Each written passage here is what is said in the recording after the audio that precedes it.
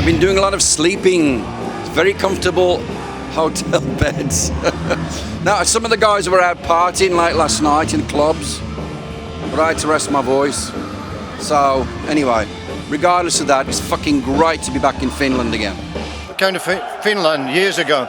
Yeah. Was it 76, 75, something like that? It was a midnight festival. It was called 24-hour light festival. We played the best practical joke on our manager. We told him the plane was going to crash. We filmed it all, and he freaked out and went white.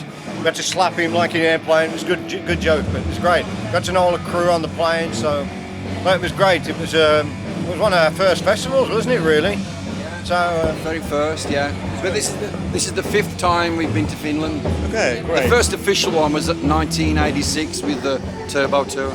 Okay.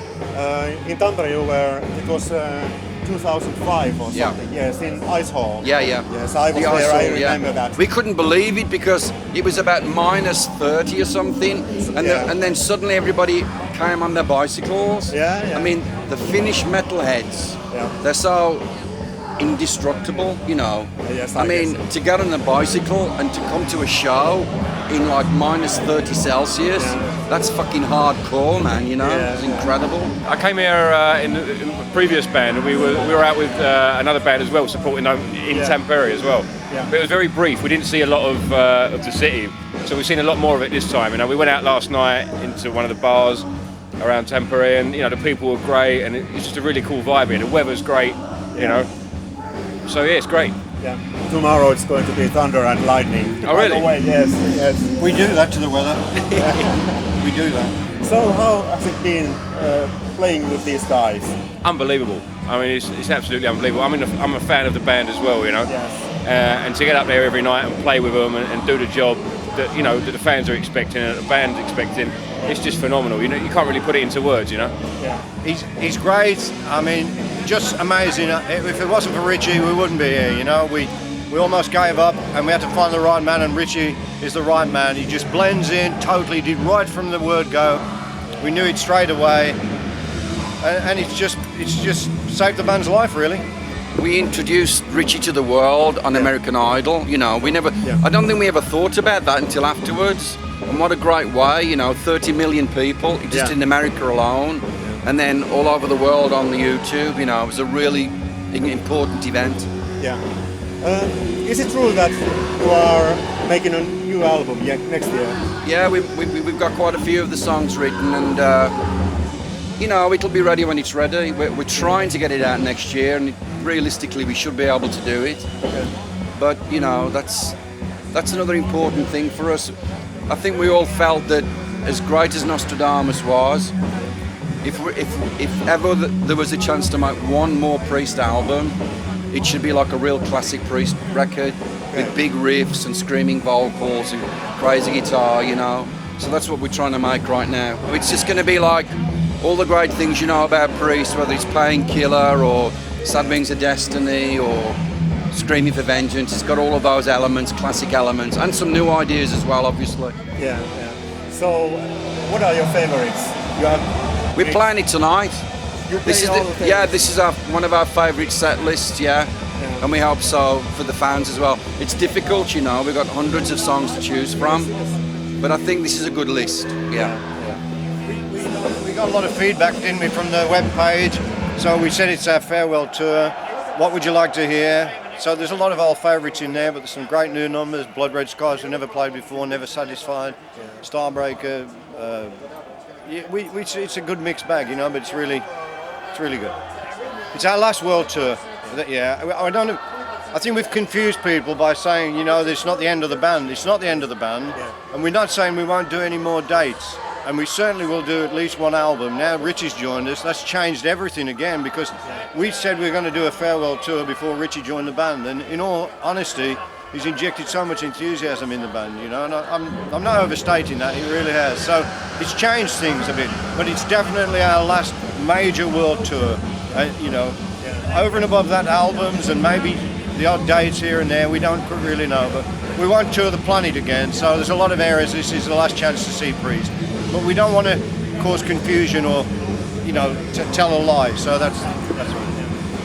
How do we keep our spirits up? Get drunk, take drugs, fuck as much as we can. No, that was the old days, man. That was the old days. We just love our music. We live for what we do. We genuinely enjoy heavy metal. We're proud to be a heavy metal band, and we love to go out there and play Priest music. Yeah, I think at this point in your career, all you live for is the music. Yeah. That's the most important thing.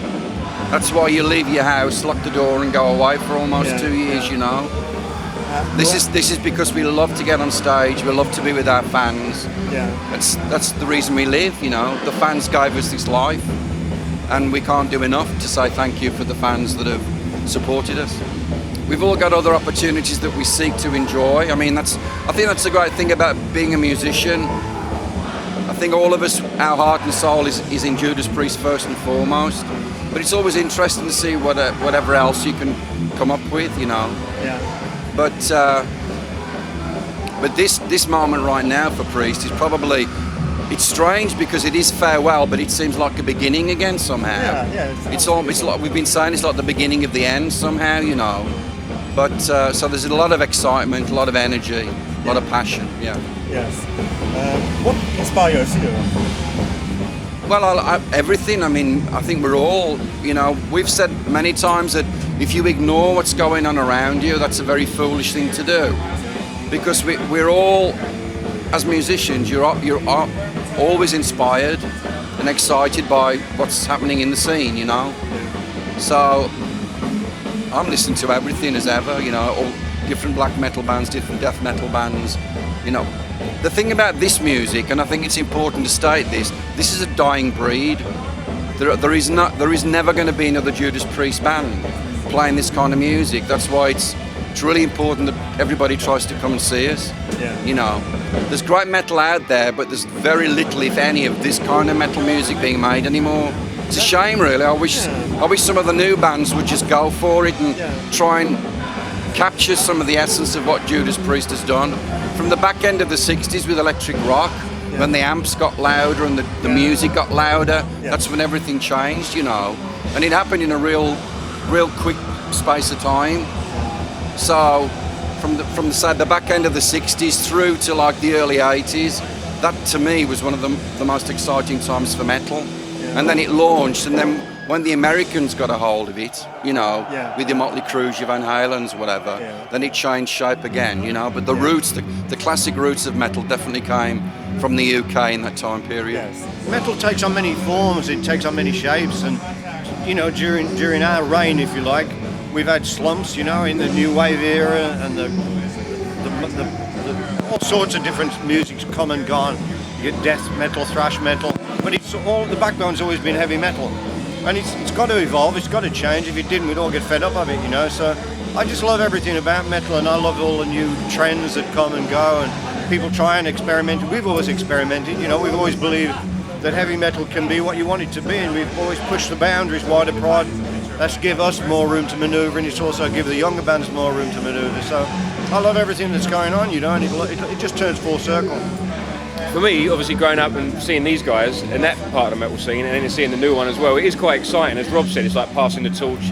And then, you know, I think bands like Priest and all these other bands get inspired by the other bands as well, and it kind of goes around and it evolves, you know. And as Glenn said, it's always going to be there in various forms. So it is quite an exciting thing, you know. Yeah, we're going to be given a special award in London. We're going to be given the Metal Icon Award by a big magazine called Metal Hammer, which, as you know, is a worldwide magazine.